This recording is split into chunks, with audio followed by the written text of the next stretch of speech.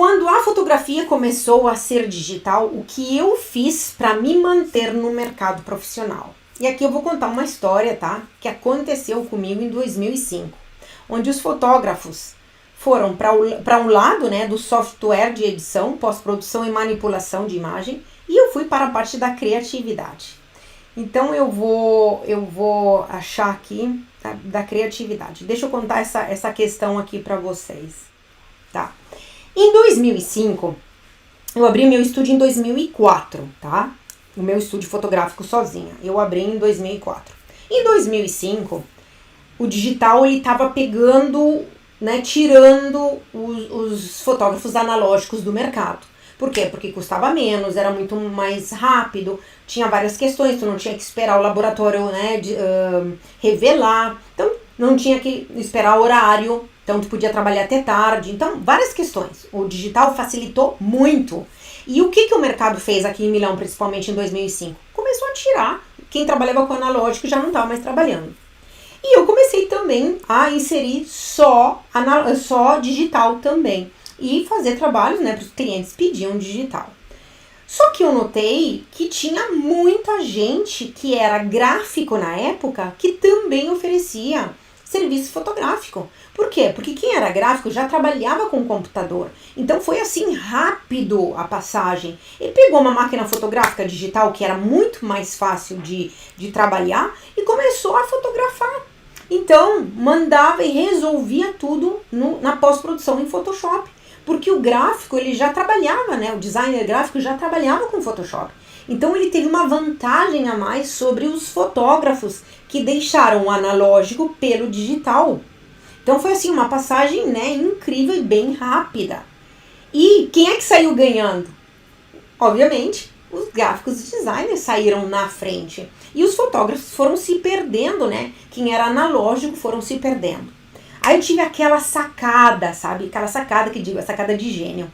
E eu notei que tava todo mundo indo pra lá. Pra quê? Pra trabalhar com o digital.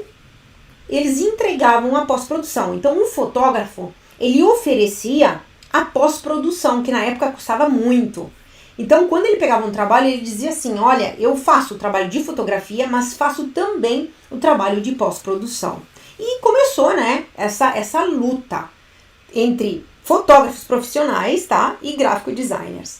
Gente, eu observei que isso estava acontecendo, eu disse, nananina não. Eu vou ter que fazer algo que crie o meu diferencial. E tem que ser algo que não pode ser copiado, porque senão eu vou ficar na luta pelo preço. Vou ficar na luta com outros, que não é só os fotógrafos, mas os gráficos. Eu tenho que construir uma outra identidade. Aí que me ocorreu.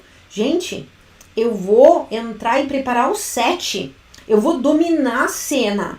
Porque dominando a cena, tá? Hoje vocês podem pensar que é fácil. Na época tinham 3 pessoas que coordenavam a cena para o fotógrafo. Era o produtor ele procurava, né? O buyer, ele procurava os objetos da cena. Tinha a pessoa especializada, se era moda, ela era uma estilista, né? Que ela era a produtora, ela buscava os trajes que as pessoas teriam que fotografar, né? Todo o vestuário. E tinha o produtor também quando tinha alimentos, produtor de alimentos, produtor de moda, produtor de interior de design. Então tinha vários produtores, tá? Que cuidavam de tudo para construir o set. Depois o que tinha? Tinha os pintores ou arquitetos que construíam o set, né? Que era o fundo, pintura, que era a estrutura, sabe, aonde a gente criava a cena. Então, gente, tinha várias pessoas envolvidas, isso quando era analógico. Com o mundo digital, ninguém tava indo para esse lado. E eu falei, eu vou para lá.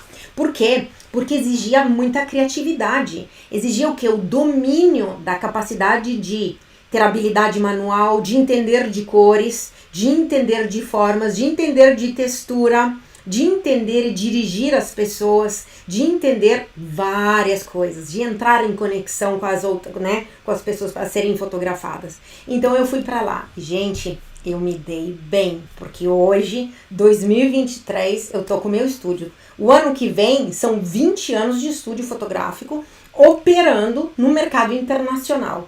Então, A minha intuição me levou para a criatividade e hoje está se apresentando uma outra oportunidade, que é exatamente não, né? Mais ou menos a mesma que aconteceu para mim em 2005.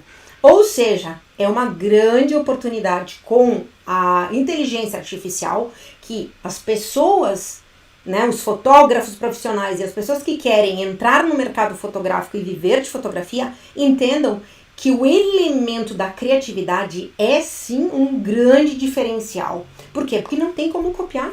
O teu repertório pessoal, o teu olhar refinado e crítico, gente, não tem como copiar. Várias pessoas já tentaram me copiar. E depois os clientes, as empresas, me chamavam para resolver problemas de quem tentou copiar e não conseguiu.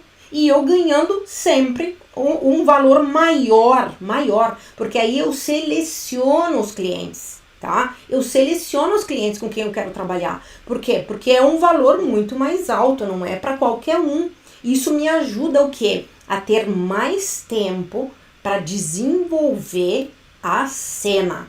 Então, eu quis realmente colocar aqui, né, na tela para falar isso que aconteceu comigo, tá? Contar essa história para vocês. O que aconteceu comigo em 2005, quando a fotografia digital, né, ela entrou, como está acontecendo agora com a inteligência artificial, começou, né, a dar aquela divisão assim no mercado. E o que eu fiz? Que eu fui para o lado da criatividade, são 20 anos que se passaram com o meu estúdio fotográfico e continuo trabalhando, tá bom? Espero que vocês façam a escolha certa.